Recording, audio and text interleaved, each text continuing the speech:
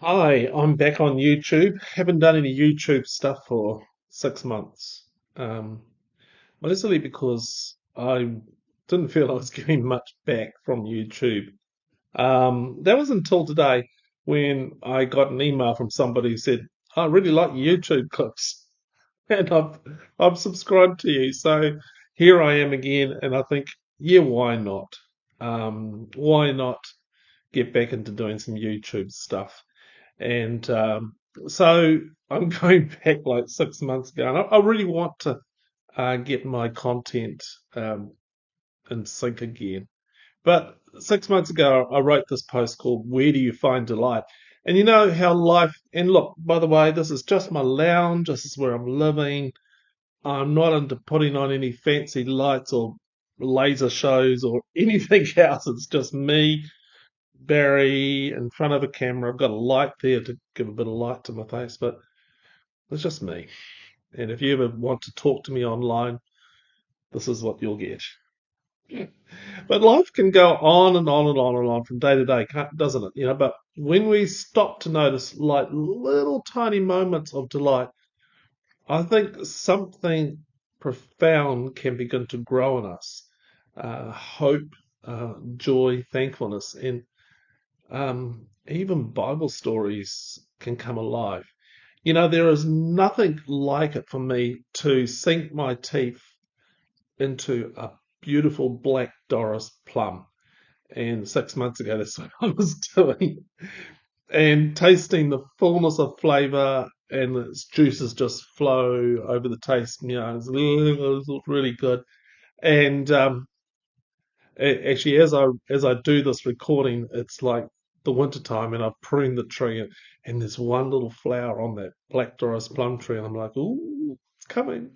But when I wrote this, it was mid-January in New Zealand here, it's summertime, and the Black Doris tree had come into harvest, and I was gorging myself on these beautiful plums. And I really go to a lot of effort to look after this particular tree, fertilizing it, watering it, really doing everything I can, to the soil just to make it a really good environment. And I long for that harvest season, sort of mid-January, when I can go down there and I can pick Black Doris plums, and it's just that taste of delight. And if you go into the links at the bottom of the show, you'll get a link to the post on the website where I've got there's a picture of me about to eat a Black Doris plum.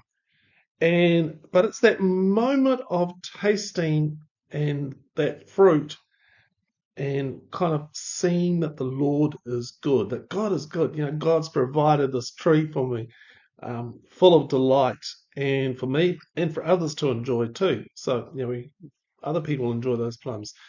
It's an absolute time of delight. And here I am in August. I'm like, oh, January can't come quick enough.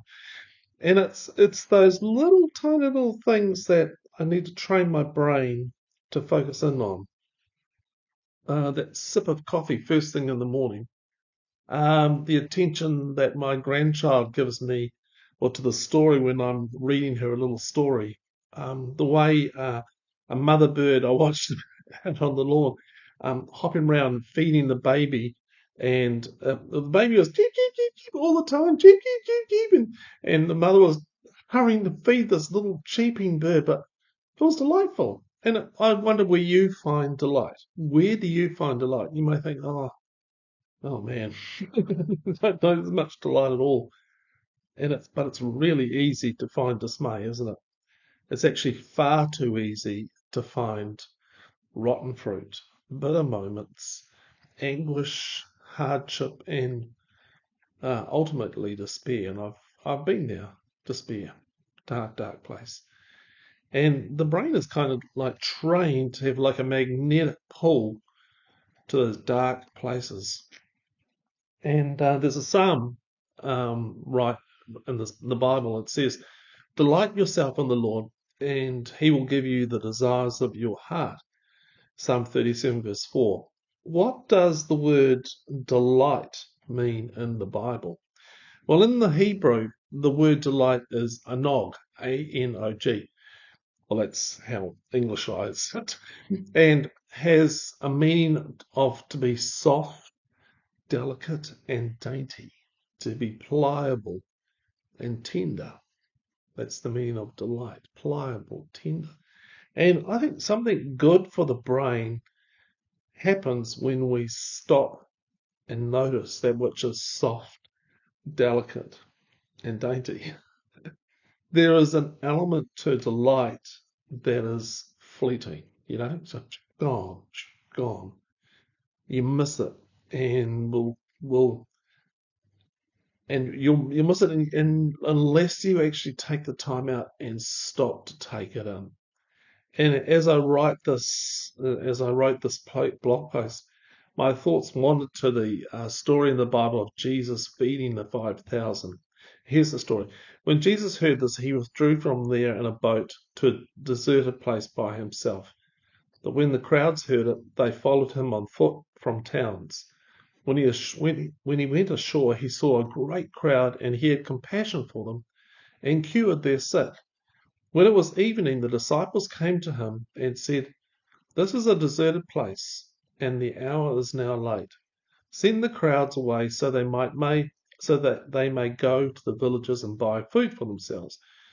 Jesus said, "They need not go away. You give them something to eat."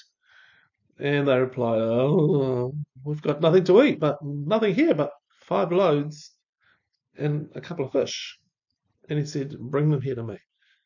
And then he ordered the crowds to sit down on the grass. And taking the 5 loaves and the 2 fish, he looked up to heaven and blessed and broke the loaves and gave them to the disciples. And the disciples gave them to the crowds. And they all ate and were filled, and they took up what was left over of the broken pieces. 12 baskets full, leftovers. And those who ate were about 5,000 men, besides women and children. That's in Matthew 14. And all those loaves and fishes were multiplied and given out. And questions sort of float through my brain about my thinking about the delight of this particular moment in the Bible. I wonder what the fish tasted like. I had some fish for dinner tonight, some trevally. It was really nice. And what sort of fish were they? What sort of fish did they catch in that area? Was the bread soft or chewy? Was there anything unique about the flavors in the bread? Was there some local herbs and spices put into them? Did anyone slowly roll around a piece of fish in their mouth and the bread in the mouth and just delight their brain in the flavors? Just slowly, mindfully, just taking it in. Delighting in something takes a conscious noticing and slowing down. Now, my mind is wandering to the delight of connecting a few words together that might help you find new ways of living. And this gift that I'm giving you is vulnerable. You could easily skip over all the stuff that I'm saying and not take it in. But I find that in my writing, I've a lot of delight there because I slowly take it all in. And I really take a delight when someone emails me and shares something of their life with me. It's like, oh, that's nice, that's good. Someone has taken time to express themselves to me. And there's a link down in the show notes if you want to do that. But how do we grow the sense of delight? Well, first, I think you've got to be open. You've got to open yourself to notice things. You probably don't realize how many moments of delight are happening around you. But you have to be open to noticing those things, to be observant of those things. Number 2 is be intentional in your quest. Have an intentionality in yourself to look for the delight. Make it an exercise every day to notice little delights. Number 3, take delight. And when you find something to delight in, go for it. immense or immerse yourself into that taste, smell, beauty, and feeling. Just really go into it. Number four, it's similar. Soak in it. Soak yourself thoroughly in the delight. Be with that delight for like 30 seconds or more. Uh, and that gives the brain the message that this is something that is deeply meaningful. Take a deep inhalation of that rose's delicate scent. I'm looking forward to the rose season coming, where I can just, for a moment, just bring all that aroma into my nose and let it just go into my brain. Taste that fruit for all the flavors it has. Number five, give thanks. Be thankful to God for those gifts of delight brought to your attention. God delights in us finding delight. Number six is ask questions.